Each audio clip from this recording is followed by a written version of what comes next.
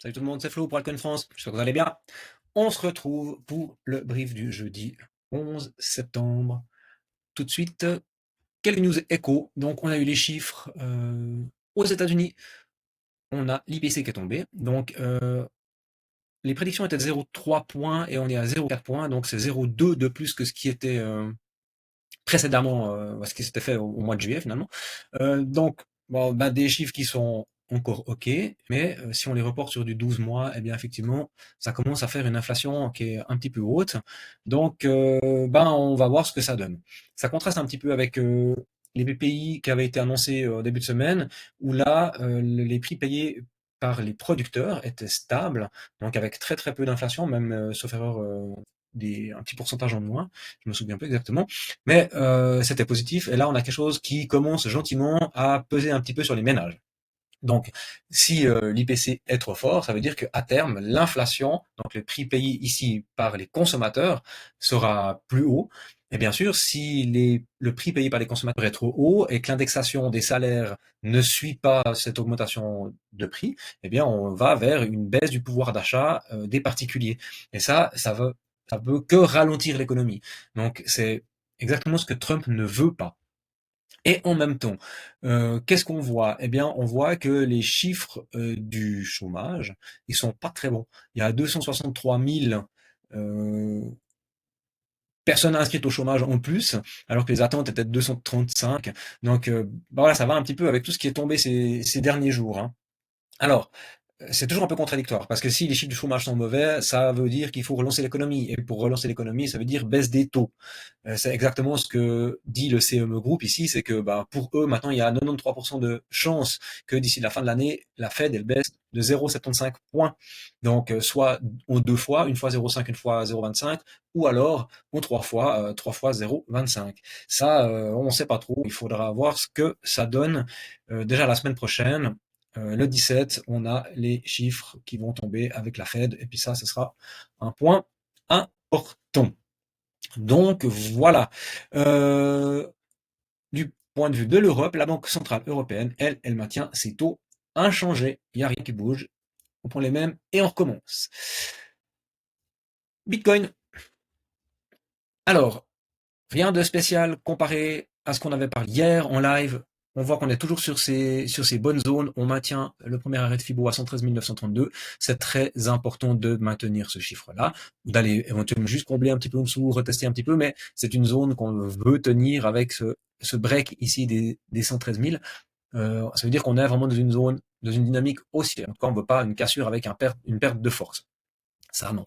Par contre, ce qui pourrait fortement arriver en cas de besoin, parce qu'on voit qu'on a ils sont où? Là, ma heatmap, on voit qu'on a beaucoup de gens à les liquider. Il y a plein de longues qui sont créées à 113 000 et on a plein de shorts à aller chercher à 115 000. Donc, ce qui pourrait arriver, comme toujours, on surveille ce genre de choses-là, c'est d'aller chercher là en dessous le premier arrêt, boum, voire même un peu plus bas, histoire de faire un peu peur, puis de sortir vraiment bien tout le monde avant de repartir plus haut. Donc ça, c'est le scénario plutôt boule. On se méfiera quand on arrivera dans la zone de short. Parce que, eh bien, on aura fait une fois, deux fois, trois fois cette zone de top ici, hein, autour des 120 000. Euh, 2 assez, 3 c'est trop, comme on dit. Donc, soit on s'extrait fort et on va chercher plus haut une extension Fibo et on refait un ATH. Soit, pour moi, ce sera l'heure de se hedger. Donc, de prendre des profits, de regarder ce qui traîne et de se barrer. Et oui, clairement. Euh, si on prend une extension de Fibo, première target 132 000, deuxième target 148 000.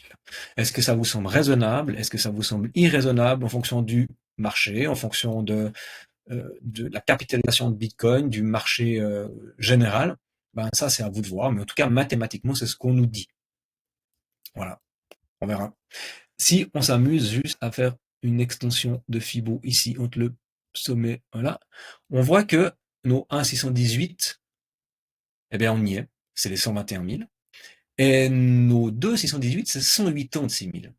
Donc, mathématiquement, aller se nicher entre 148 et 174 000, ça peut être une zone qui est, entre guillemets, honorable ou mathématiquement probable. On verra ce que ce bullrun nous réserve pour les mois d'octobre et de novembre. Ether. On va faire un peu de ménage parce que c'est compliqué de voir ce qui se passe. On a beaucoup parlé d'Ether ces jours. Toujours positif, mais on n'est toujours pas sorti d'auberge. On veut passer ces 4497 $ pour avoir quelque chose qui serait un petit peu, voilà, il y a un retour, clairement, une inversion de tendance. En ce moment, on fait du vert, du vert, du vert, du vert, du vert, mais il faudra bien qu'on crée un deuxième creux, un creux suivant avant de pouvoir aller plus haut. Alors, si on doit faire un creux suivant et qu'on cherche peut-être des entrées, bon, on voit que c'est intéressant, hein. On est venu faire, voilà, on a une espèce de bougie de contrôle en 4 heures, on est venu un peu plus haut, on était cherché plus bas, on est venu s'appuyer sur cette EMA 100. Ok, il y a un petit peu de volatilité, en même temps on a tout comblé l'imbalance, donc bon, le travail est fait, c'est très bien. Qu'est-ce que on va chercher maintenant sur Ether? On a cette grande consolidation là, hop, on est venu faire cette espèce de grand falling wedge comme ça, boum, une figure chartiste qui est boule dans une tendance haussière. L'extraction, elle se fait par le haut en règle générale. Et puis finalement, qu'est-ce qu'on voit? On a vu qu'on a vu faire un breakout, on a réintégré, on refait une extraction, on reteste la zone. Bon, ben peut-être que c'est le moment de faire cette flèche-là qu'on va mettre en vert. Peut-être. Si c'est le cas, nos premières targets, vu qu'on est gentiment déjà en train de travailler premier arrêt, nos premières targets, ce sera les 4670 et les 4796. Et tout comme Bitcoin, hein, une fois, deux fois, trois fois, si on revient dans cette zone-là, il faudra faire attention à la dynamique du prix, parce que on veut que ça reste fort, on veut des volumes, ce qui n'est pas forcément le cas maintenant. On veut un MACD aussi qui soit convergent dans le bon sens, avec de la force pour jouer une extraction. Et là, on ira chercher des targets. On espère que Fibo se montrera pertinent. Les targets entre les 5700, les 6641, voire même, si le marché est vraiment très optimiste, les 8145. Un point ETF. Ok.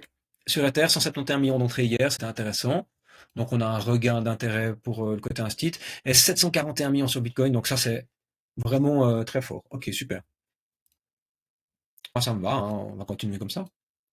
Les zones à regarder en cas de perte de force, c'est toujours ces mèches-là, ces traits-là, ces entrées, c'est 4286, après aller chercher ici encore de la liquidité à 4200, et plus bas 4190.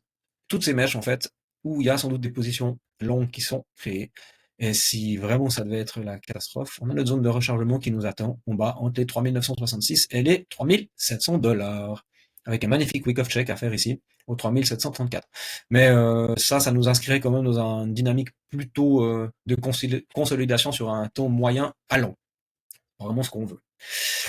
Aujourd'hui, en alt, je voulais vous parler de Dodge. J'en ai touché un petit mot sur notre application dans le canal public. On pose une question. Ok, si, il y a ce fameux ETF qui sort sur notre cher Dodge, est-ce qu'il n'y aurait pas un coup à jouer? En sachant que Dodge ne sert absolument à rien à part être Dodge, puis voilà, hein, c'est un mème, donc ça sert à rien. Mais est-ce qu'on n'a pas une entrée ici si on est sur du weekly? On voit qu'on a une belle structure qui s'est créée, hein. On peut acheter les W weekly, c'est intéressant. Et puis on vient mettre des stops sous les structures, donc on pourrait même aller un petit peu plus bas, jusque là. Et puis on pourrait jouer le haut de la zone de rechargement, voire même cette mèche. Et moi, clairement, si on a un ETF et qu'il y a du volume, ce que je joue, c'est une continuation, aller encore plus haut, voire même un nouvel ATH. Donc voilà. Euh, donc intéressant ce Dodge, hein. On sait pas, j'ai pas de date en tête, je me souviens plus, on en a parlé hier en live, mais il y a sans doute quelque chose à faire sur Dodge. On part maintenant sur Aero, que je trouve aussi pertinent. On en a déjà parlé aussi un petit peu, hein, et vraiment il a retrouvé une très belle dynamique en weekly, il fait des W dans des W dans des W, et ça c'est super positif. On a aussi pour moi, hop, la possibilité là, sur cette phase un peu plus corrective et de consolidation autour du premier arrêt, de trouver un point d'entrée si d'aventure on venait à break les 1.24. Et alors bien sûr, il faut s'affranchir de la zone ici de short entre les 1.48 et 1.4, mais pour moi, Aero a toute la possibilité et le potentiel d'aller rechercher son ATH. On voit qu'on est plutôt dans une espèce de gros range, parce que voilà, c'est un projet qui n'est pas bien vieux, et on se rappelle que Aerodrome, ça reste un des leaders dans sa catégorie sur la blockchain de Base, donc le principal exchange décentralisé. Donc il y a moyen de faire de l'argent avec ce genre de truc-là, du moment qu'il y a du volume sur euh, les blockchains, eh bien, ces projets-là génèrent des fees, donc rapportent de l'argent, et du coup, ben, c'est clair qu'il y a une appréciation de ces jetons un peu mécanique. Donc, à voir, moi je le garde un peu au coin de l'œil, je pense que c'est quelque chose qui peut être intéressant. Voilà pour aujourd'hui, j'ai pas plus d'alt à voir avec vous, vidéo un peu plus rapide, et on se voit de toute façon demain. Donc n'hésitez pas à lâcher un commentaire, à me demander vos projets, à me poser des questions autour de vos altes. On regardera ça ensemble. Et puis d'ici là, moi je vous souhaite une bonne fin d'après-midi, une bonne soirée. À bientôt.